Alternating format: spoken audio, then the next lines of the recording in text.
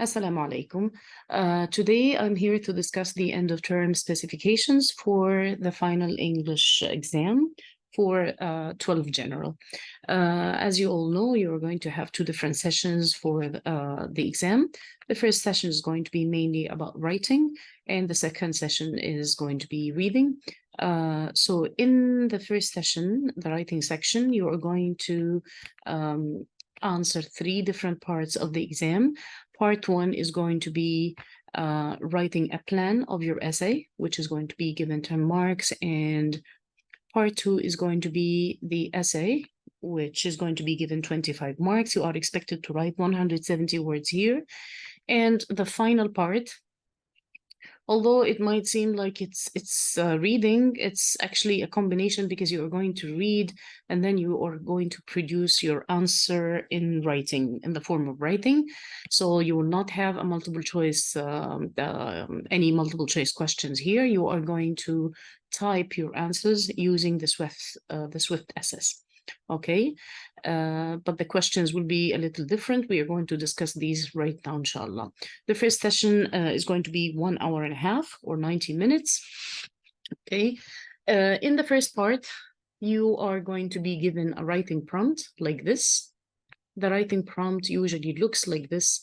In the beginning, you will be asked to write a plan for the essay prompt below, and they will write these specific words. I think because some students last year had a problem, they were kind of confused. They didn't know where to write the plan and where to write the extended essay. So be careful when you see this section, make sure you don't have the word count here. If you see that you don't have the word count and you see that they are asking you to write a plan, and usually this is going to be the first question, inshallah. So you are going to write your plan here. How can I write the plan? What is the easiest way, in my opinion? Of course, the plan is totally individual. You are free to write it in any way you want, because you simply write notes, you just show the marker that you have some notes or plan of what you're going to write about. But one easy way, in my opinion, is to just simply take the 3 bullet points like these, okay? Of course, in the exam, you will not be able to copy, I think, and I don't recommend that you try to copy, but what you do is at least you take the same words and you write them again, but you underline them and you make them look like headings, and under the headings, you will write bullet points explaining the details you are going to write about. So, for example, here we are asked to write about an important celebration. Okay, this is like the main topic now, but then you are supposed to cover the 3 bullet points right under. I chose to write my details for the introduction. If you don't have time in the exam, I think it's okay. I mean, like if you only choose like to include information about the 3 bullet points, for me, it looks fine. And then you can add the introduction and conclusion in your essay. It's okay. But if you feel like you have enough time and you want to include some details about how you are planning to write your introduction and how you are planning to write your conclusion, it's also a good choice. So, for example, I chose like to write in the introduction about the importance of celebrations to families. Usually in the introduction, I would write about something general, okay? I will not write any details about these bullet points in the beginning. And then I will take each bullet point and give more details about it. You can see here that I slightly changed some words in the bullet point because in this specific prompt, I am supposed to make a choice about a certain occasion, about a certain celebration. So it makes sense that when I write about it, I need to name it. I need to say which celebration I'm choosing, right? So here, instead of saying how the occasion was celebrated in the past, I'm going to change it slightly to include the choice, which is Eid al-Fitr. So I will say how Eid al-Fitr was celebrated in the past, okay? And then right under, if you can also, and I think you have these options in on Swift, you can try to underline and change the font to bold to make it look like a heading. Right under, include bullet points. As you can see here, I have something about more traditional. I'm trying to say that Eid al-Fitr in the past was more traditional. We can talk about traditional dishes. We can talk about the facts that relatives and friends visited each other in the past and the kids were given money. And then the next one was supposed to be about Eid al-Fitr and how it is different now because of technology. I chose to write about the fact that people now start to congratulate each other through social media platforms, and the fact that we have the option of watching Eid al-Fitr prayer, for example, online through live streaming. We have the option of buying gifts online. As you can see here, you can notice that I did not write full sentences. No need to write full sentences because these are your personal notes which you are going to use to write the essay. So I don't absolutely need to write full sentences here or like write the whole paragraph or something because it will not look like a plan. The last bullet point is about how people feel during the day. If I'm writing about feeling, then whatever comes under should be about feeling. So here I'm writing about how happy people are about gathering and with family and friends, happy about resting and relaxing during the holiday, you see. They have spiritual feelings because of the religious holiday and so on. And I chose to write something about the conclusion, and this is optional. When I say it's optional, I certainly mean it's optional here in the plan because the plan is individual. But of course, when you write your essay, you are expected, of course, to write a conclusion to your essay. I'm choosing to write here about advice about how to preserve our heritage through traditional celebrations and so on. Of course, some students will change the order of the question. Like, for example, they would want to start with the essay, the full essay, instead of the plan. It's okay if you feel like comfortable this way. Like some students told me, Miss, we feel like it's easier to start with the long essay and then use the details to kind of like write a summary instead of a plan. We'll kind of summarize and then this will look like a plan. It's okay. But you have to make sure that on the first page of the exam, before you start your exam, make sure that you have the option of moving between questions. Make sure you're able to go back to the plan if you want to. In this case, if this is the situation, I think it's okay. It's totally up to you. So if you write the essay now, like let's say you finish the plan and you want to write your essay, I have some tips. Number one, of course, do not copy from the internet. What happens if you copy the whole plagiarism checker? And they will find out that you cheated. And if it's the whole essay, then you will be rewarded a 0. You'll be given a 0. Then, of course, do not memorize essays. Some people would say, okay, Miss, I did not copy, but I memorized something. No need to do this because it will be still considered plagiarism because it's simply not your work. These are not your original ideas. The same thing applies to the use of artificial intelligence or any paraphrasing tools. Then you, of course, you are expected to write an introduction topic. You can refer to the 3 bullet points in the introduction if you want, and this totally depends on your level. Some of you, mashallah, have very good English. They can write wow introductions, including some questions in the beginning or some quotes if you want, or something like something that will be used in the beginning to, get the attention of the reader. If you're able to do this and you're confident that you will not make any grammar mistakes, it's fine. If not, I'm going to show you an easy way to write an introduction where you are going to discuss the 3 bullet points or just refer to the 3 bullet points in the beginning. Then you are recommended to start the paragraphs with clear topic sentences, including the 3 bullet points one at a time. Conclude with a summary if you want, or a piece of advice or an opinion, depending on the topic, of course, you're writing about. And then finally, and this is really important, try to exceed the word limit and cover the 3 bullet points to achieve a full mark in the task of words. Okay, so you will only write 170 words. Some of you might write even less. I don't think this is a good idea. You actually need to exceed a little bit because in the task completion, you are always given a full mark if you exceed the word limit and if you cover the 3 bullet points. So if you do these 2 things, you will be okay, inshallah, and you will be given a full mark, at least in the task completion, okay? And remember that not all the marks are given for spelling or punctuation or grammar, okay? Like, what is the best way to write an introduction if your English is not that good, or you feel nervous and you want to find something quick to start with? This is my idea.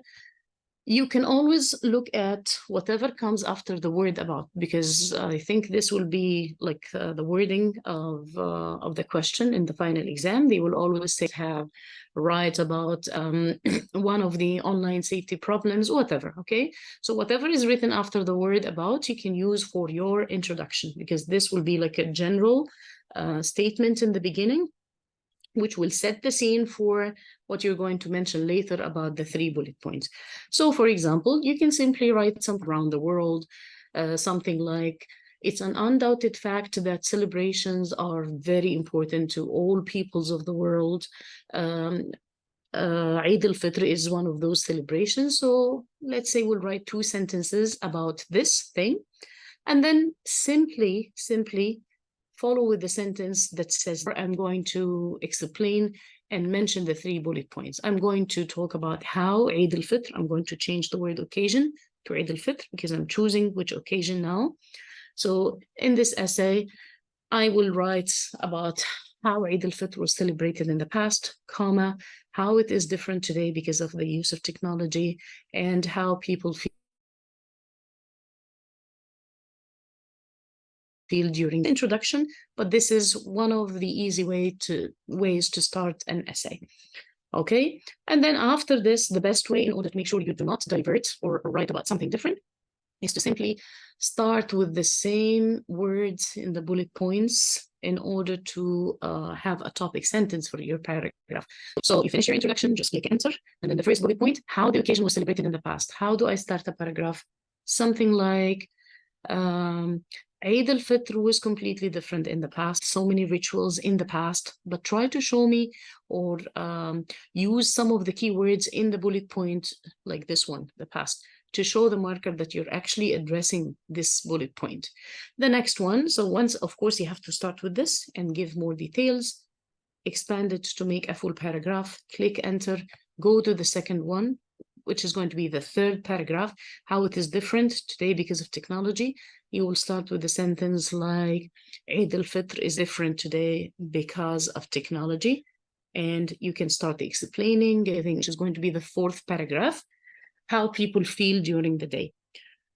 You can start with something like, people have a lot of feelings during that day, something that simple, okay? If you do this, it will be easy for the marker to see that you are actually writing about what you're supposed to write about and not trying to divert or write about something different, okay?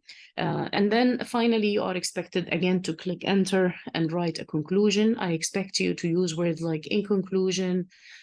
Ideally, the best number of paragraphs, in my opinion, should be like 5 paragraphs. But if you can't and you feel this is so difficult for you, it's okay, like maybe, but the least amount would be maybe 3 paragraphs, okay? It depends on your level. But the idea is that you need to show your best on the day of the exam, okay? Then the next one,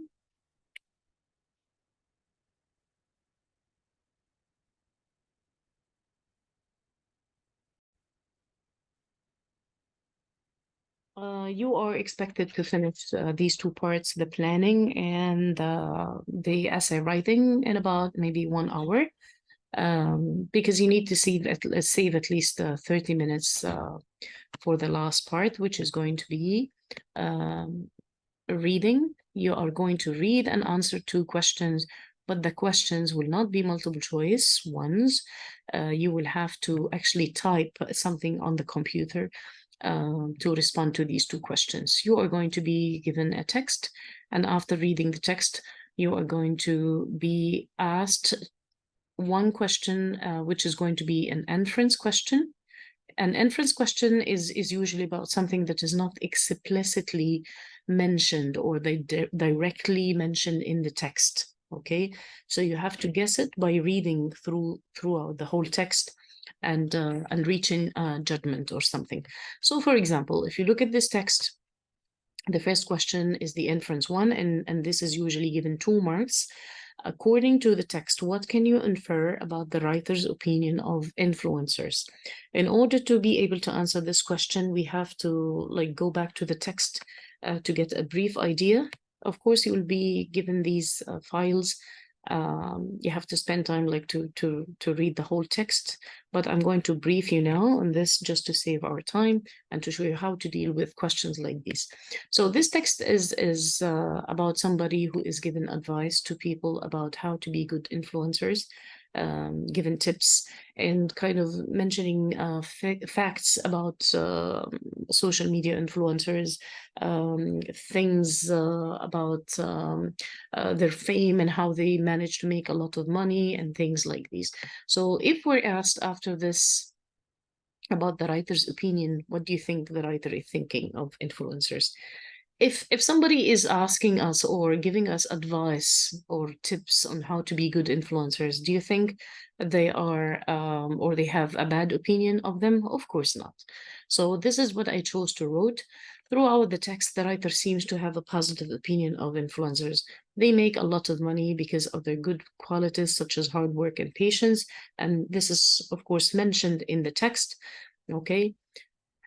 In the next question, I have to explain why my answer to this one is the best one. So they will usually ask you, why is your answer to the inference question or to the previous question is the best one? Why do you think, or what give us your reasons for choosing this one?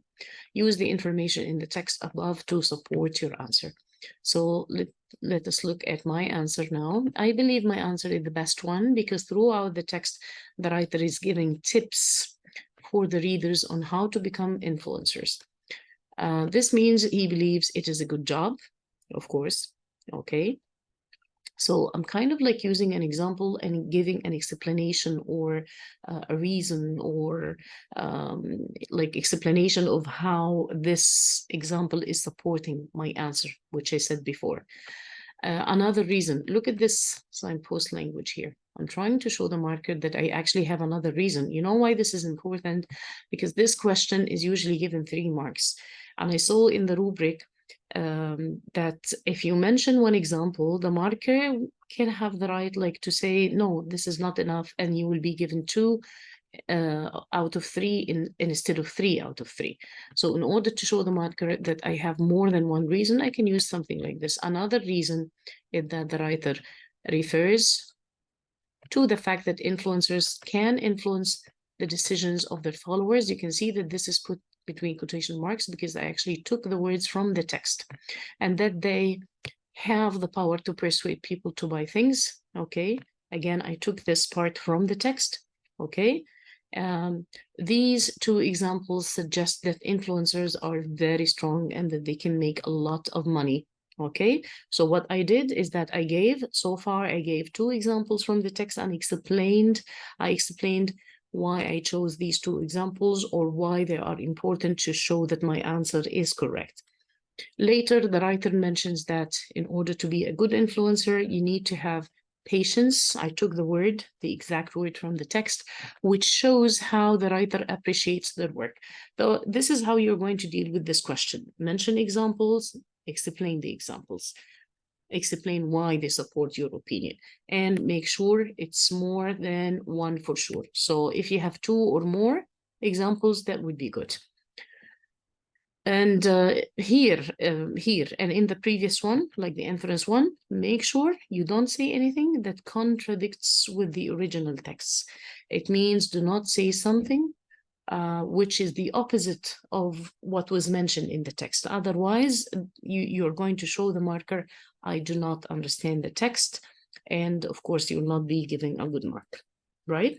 Or do not leave it blank, of course. Yeah, because if you leave it blank, you will be given a 0. So this will be part 1.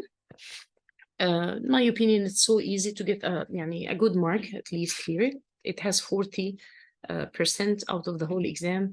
And it's so easy to get a good mark in that. Before I leave to the second session, I would just like to show you some suggested writing prompts. And I confirm these are not, like I cannot guarantee they will actually come in the exam or one of them, or like the exam will be similar. I cannot say this, of course. I just wrote these just to give you a chance to practice.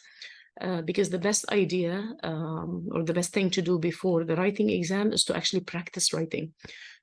So I would have a timer, probably, try to start with the plan and then the essay and see if this is working with you, see how much time you took. If it doesn't work, maybe start with the opposite, go to the essay first and then go summarize the essay to make a plan. It's fine. See which one will make you feel more comfortable, which one will take shorter time, and go with that. The most important thing is that the text type is going to be information, 3 bullet points, just deal with them. And then you are expected to write 170 words, which is not much. And I said before, you need to exceed the word limit in order to get a full mark in the task completion. You need to know that the topics to be included are this: looking back, history, and things about these. And we are given a list of words which may be expected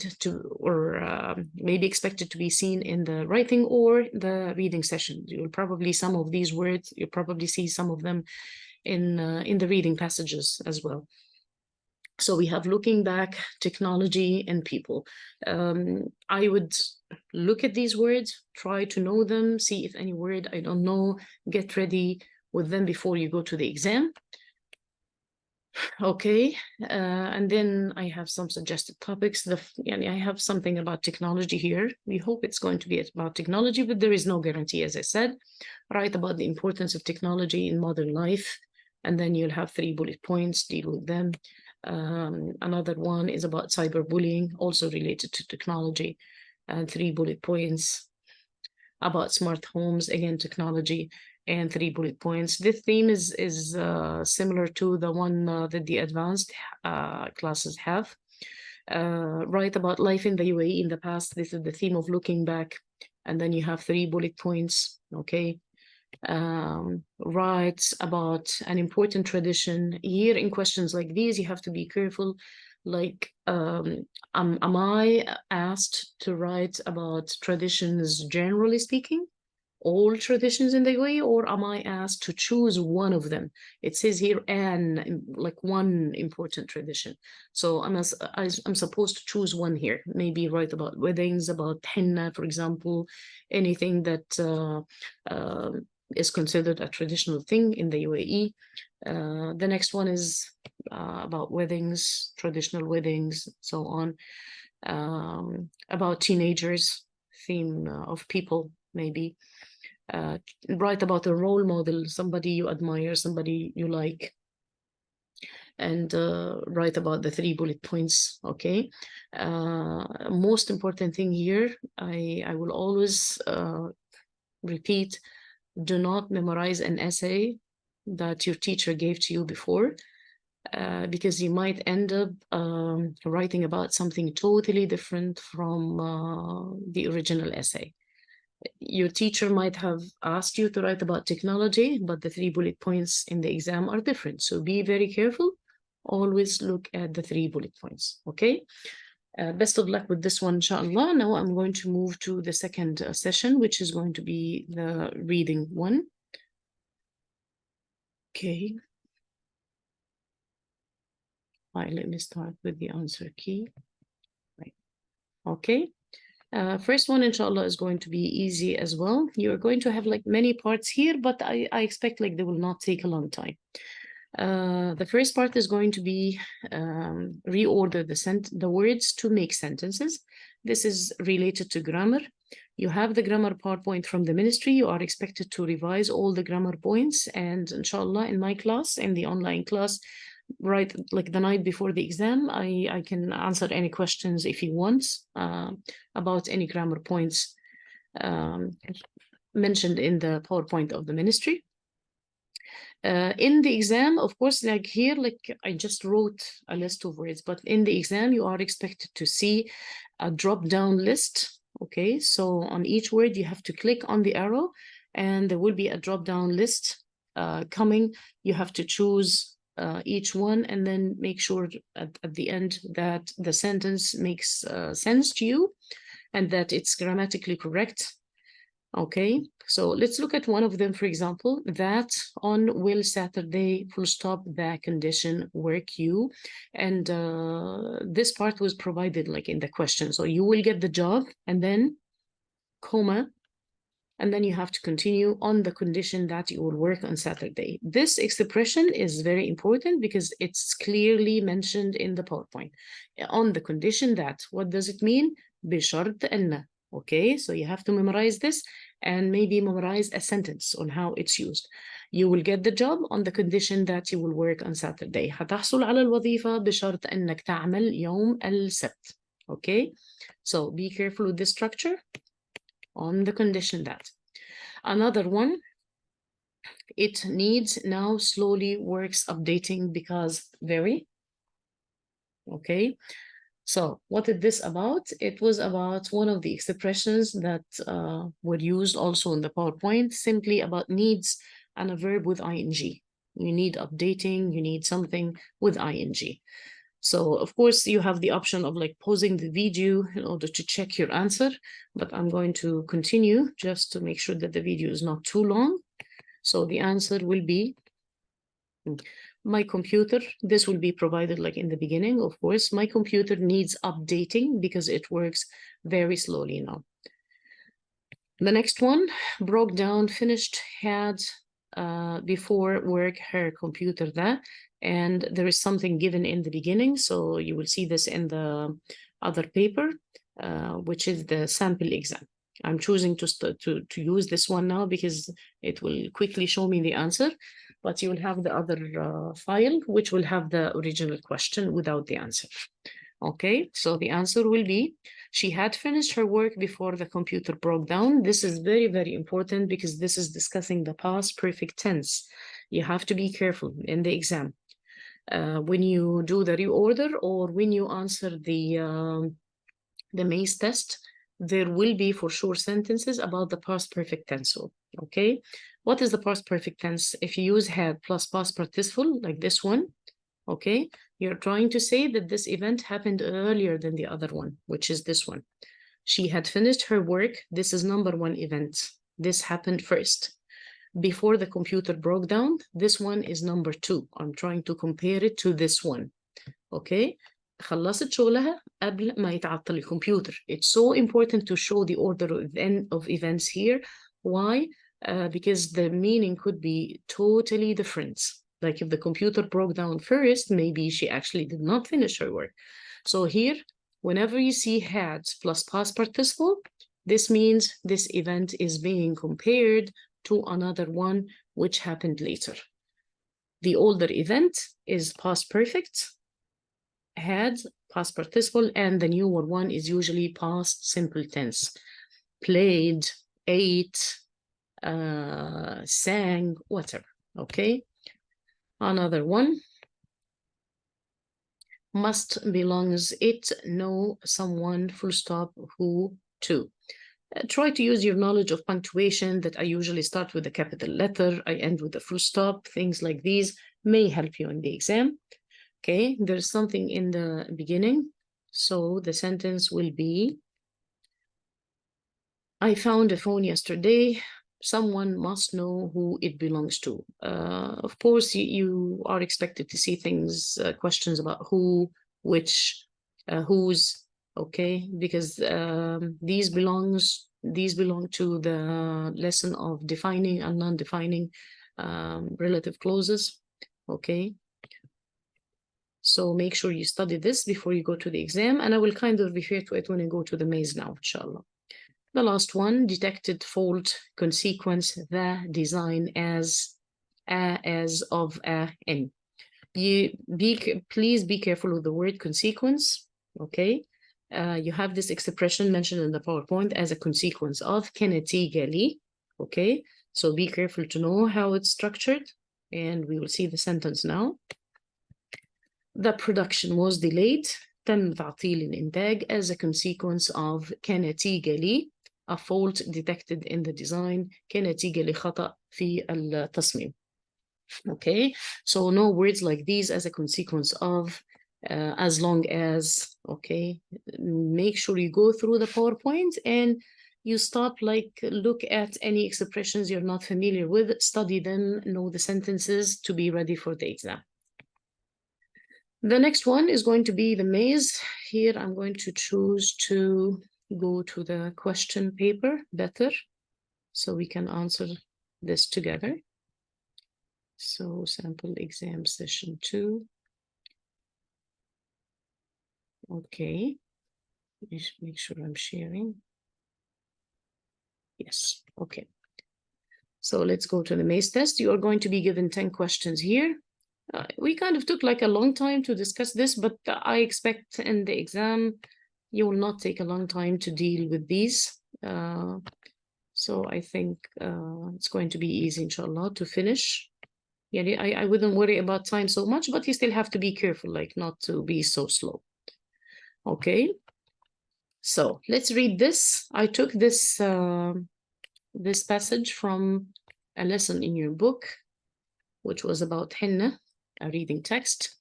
So let's read it and then decide. The most important thing about the maze test is that you have to read it all. And when you are trying to choose, read the next sentence, like read the full sentence first. And if it doesn't help, go to the next sentence. Try to get an overall meaning of the text. So let's read this now. The henna plant has been used to decorate the body for thousands of years. The earliest evidence of this comes from Egyptian mummies. And then I have who, whose, which, hair, and nails were stained with henna, and a full stop. Is this enough for me to answer? Yes, more than enough. Okay, I use who when I'm talking about a person. Okay, so this is the teacher who teaches me, for example. This is the doctor who helps me. If I'm talking about a person who did something, a person, I use who, which I usually use for things. Okay, and whose, when do I use whose? If I'm talking about a possessive pronoun.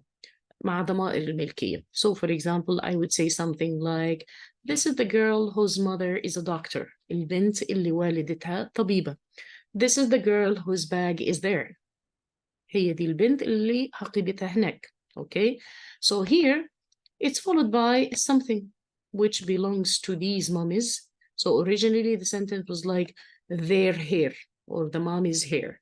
Okay, so of course I will choose whose hair. Whose hair. المومياوات المصرية اللي شعرها وأظافرها كانوا ملطخين بالحنة. Okay, so whose hair. Then a new sentence, henna had been used or was used. This is impossible to answer without continuing the whole sentence. In ancient Egypt, look at the word before, قبل, okay?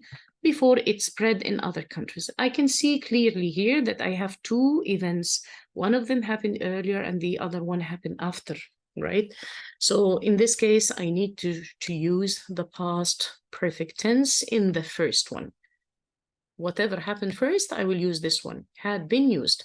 henna had been used in ancient Egypt. يعني كانت تستخدم أو كانت قد استخدمت, okay, in ancient Egypt before it spread in other countries. قبل ما تنتشر في الدول الأخرى. So I have this one. Had been used, past perfect, passive voice tense, and then the next one is past simple, spread, انتشر. Okay. It makes perfect sense, especially that I have the word before. يعني خاصة لما يكون عندي before, after. These words will give me the feeling that I have two events being compared to each other. One is older, one is new. And then we go to the next one. It had been or was or were a popular adornment for the rich and was used by the poor to decorate their bodies. Here I don't see I have a comparison with anything, so there is no need for the past perfect. And if you can see here, this one, and was. So it makes sense that this one will be also was, especially that I have it, which is singular. So was is a good choice here, right? Okay, now be careful with this one. For the rich and was also used by the poor to decorate their bodies. In sentences like these, I recommend like you read the sentences probably 3 times with the 3 words, one at a time, to see if they make sense or not. Of their bodies because they could not afford jewelry. يعني هي كانت زي زينة شعبية for the rich and was also used by the poor, وكانت للفقراء لأنهم ما كانوش يقدروا يشتروا المجوهرات. Okay, because or however or yet. طبعا one clue here is that however and yet both mean the same thing. الاثنين معناهم على الرغم من ذلك. So it is not possible like to have 2 correct answers. يعني naturally it makes sense that maybe both of them are wrong. And if you read the sentence, this one makes more sense because لأنهم ما قدروش يشتروا الجولري, so they used the henna, right? Next one, henna paste was originally leave or leaving or left on the palms and soles of the feet. طيب, I'm talking about the henna paste. معجون الحناء, okay? Can the henna paste do anything? No, it can't do anything because it's not a person. So usually something is done to it, so I'm expecting passive voice tense. لازم مبني المجهول هنا, and I already have verb to be اللي هو was, so I expect left, was left. Okay, was left. Okay, on the palms and soles of the feet for its cooling effect, but or not or because as the paste comes away, it leaves a stain on the skin. Okay, I prefer like if you even continue to the next one, this probably sparked the idea of using henna for beautification. Okay, so which one is possible here? Can I say not, like cooling effect, not as the paste? Doesn't make sense. Can I say cooling effect because as, yani, how can I even say because as? It doesn't make sense. Okay, so the best one here is but, and if you read it again, you'll find that the sentence flows and it has meaning.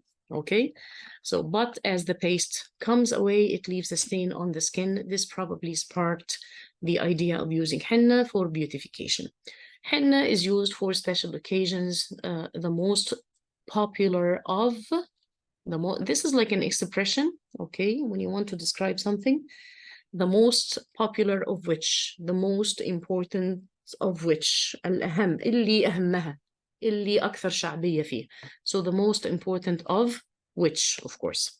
Okay, most important of which, we're talking about this, the special occasions now, is the henna night, where the bride, her family, relatives, and friends get together to celebrate the wedding to come. Tradition suggests that for, be careful with these words. All of them are mentioned in the PowerPoint. For, as long as, or as a consequence. As long as يعني طالما. As a consequence, كنتيجة لي, or as a result, برضو كنتيجة لي. The henna stain appears on the bride. She didn't or doesn't or does have to do any housework. Okay? يعني you can understand that if you have the henna stain on your hand, you're not supposed to do any work. Okay? عليك نقش الحنة. You're not supposed to do any work. So what are the words to choose? As long as, يعني طالما. Okay, طول ما الحنة موجودة. Okay, يعني ما ينفع as a consequence and as a result. They are both the same and they don't make sense. As long as the henna stain appears on the bride, she didn't. No, because here it appears. We're still in the present. So the second one should be also in the present. Doesn't. She doesn't have to do any work. Okay. Also, the darker the stain, the better the marriage.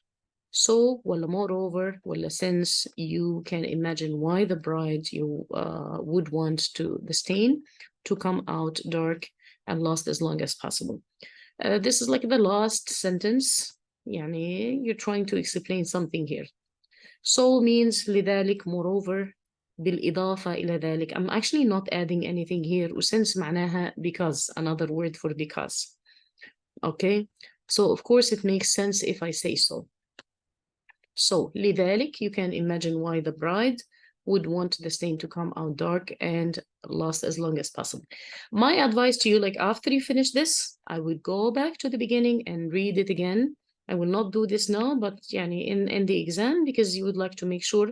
Yeah, but of course you have to check if you have enough time or not. Read the whole thing again and see if the whole thing is connected together. Okay, make sure that there are not you don't have any contradicting ideas, okay, or any contradicting sentences. And then, inshallah, you'll move to the next one. Next one is part 6. I'm not going to comment at all on this one because it's, and of course I will share the files with you, inshallah. Here you have a reading text and you are going to be given 6 questions. This one is supposed to be an easy one, probably below your level. Your level is 8.1, so this might be a little lower, a little easier than your level. Just a passage with 6 questions. Inshallah, nice and easy. And the next one, again, is going to be a text, but this one is going to be a narrative, and you are going to have 11 questions based on the text. The 11 questions will be at your level. Yani your 8.1, they will be 8.1, the same level, okay? The 11 questions will be a mixture of easy and more difficult ones. The easy ones will be like the direct ones. You will just go to the text, find a piece of evidence or something, find a certain word, you just answer the text, answer the questions about specific details or something. However, I will stop to comment on some of the more difficult ones. Some questions will not be yani, direct, okay? You will not find something specific mentioned in the text about this. For example, if you have this question, how can you describe the writer's personality? Of course, you are not going to see something or a direct description of the personality of the writer in the text. So what do you have to do? You have to read the whole text and decide. In order to do this one with you, I'm going to give you a brief idea on the narrative, and then we'll go back to the question. Of course, we're not going to read word by word, but we are just going to take a brief idea. This text is a story of somebody who started as a social media coordinator. In the beginning, she seemed to be happy because she says here, I had the best job ever. Her job was like mainly to check the news, to run social media accounts owned by the medical institution she was working in. And then with the passage of time, with the pandemic of the COVID-19 pandemic, she started to feel a little bit depressed because she was more focused on her private social media accounts. So she started to feel lonely. She started not to like her old pictures posted before. She started to worry about the number of likes and the number of followers she's getting. And then by the end of the story, she decides that it's not important how many likes or how many subscribers or how many followers you have. What is more important is that you need to enjoy your life. So based on this, if you go to question 8 again, which is asking about the personality, question 8. Okay. Do you think the writer's personality is lonely and antisocial? Probably she was lonely like in the middle of the story, but I would not say she's antisocial. Like in the beginning, it was mentioned that she had interviews with people. She was communicating with people. So I would eliminate this one. This is not correct. The second one is hardworking and competent. Do we have any reference in the text that she is a good person when it comes to work? Yes, and we have some words to suggest this. For example, here. Of course, the fact that she was checking the social media accounts to check about the number of people who got the virus and stuff like that, because this is part of her job. The word here, overachiever, like she used to work more than she should. So this shows like she was She was a very hardworking person and skillful, which is competent. What else? Okay, number 9. And the last one, unconfident in the beginning. We didn't have anything about this. And definitely the word lazy is not a description. She was not lazy. So of course the correct answer will be this one. Okay, another question. Also, number 10, for example, what can be inferred about the writer of the story? Inferred means guessed. This is something that was not mentioned in the text, but you have to guess it. She likes her job. Yes, it's mentioned in the text. She shows that she liked her job, but she prefers not to use her private social media. I guess yes, this is correct, because she started to have problems once she began to use her private social media. The next one, she believes her job is exhausting. She never said this and wants to change her career. For sure, she did not say this. She thinks social media is an important tool to judge people's personalities. This was exactly the opposite of what she believed at the end of the story. Another one, usually we'd have this question in stories. How did the mood of the writer change throughout the story? Please be very careful if you have a question like this. We had similar questions like these in previous exams many times. The only problem that some students had is that they are not sure whether to check the mood in the beginning of the story or at the end. Be careful with the wording of the question. Here it says throughout the story. So I have to look at the whole story and see if there is a change, compare the beginning to end. In other questions, sometimes they say, what was the mood in the beginning of the story? Other questions would ask about how did the writer feel at the end of the story, for example. So just read the question carefully and decide. So here, for example, we have from bored to amused. In the beginning, I don't think she was bored at all because she was happy with her job in the very beginning. So this is wrong. And then from excited, yes, in the beginning she was excited, but then she started to feel lonely. So this is the correct one. Okay. The last one, from sad, in the beginning she was not sad, absolutely. So I have to choose, like the feeling in the beginning was good. So the only one or the only choice that shows the feeling was good in the beginning is this one, B, from excited to lonely. Okay. So be careful with these questions. They are expected to be in the exam. The next one, the last part, we were told it's going to be the same text as the previous one. So the text in 7 and part 7 and part 8, we were told they would be the same text. Okay. Then you are going to be given 4 different questions now. Okay. Actually, I was not sure how the questions were going to be given, but I know for sure that the learning outcomes are about checking the main ideas, understanding the main ideas. So because I was not sure, I actually chose to write the questions in 2 different ways just to prepare you. Okay. So here I highlighted some paragraphs. The questions about the main ideas, maybe, I'm not sure, but maybe they will ask you about the topic sentence in paragraph A. In case this comes in the exam, just be ready for this. What is a topic sentence? A topic sentence is the most important sentence in the paragraph. Think of all the other sentences around this sentence as supporting. Okay, so I have one very important sentence. It can be in the beginning, can be the first one, can be the second one. Sometimes it's the last, not necessarily. But the idea is that it's the most important and all the other sentences are supporting this. So I gave here 3 choices and I made sure they look like they are in the same order as mentioned in the story. And I would like you to look and see, judge like which one is the most important one. To make it easier, let's go back to paragraph A and decide. In November 2019, I started at Lee Health as a social media coordinator. Do you think this is the most important? If you think like the next ones are explaining, maybe, but this is not the situation. I had the coolest job ever. And then she says, I interviewed families, took photos, blah, blah, blah.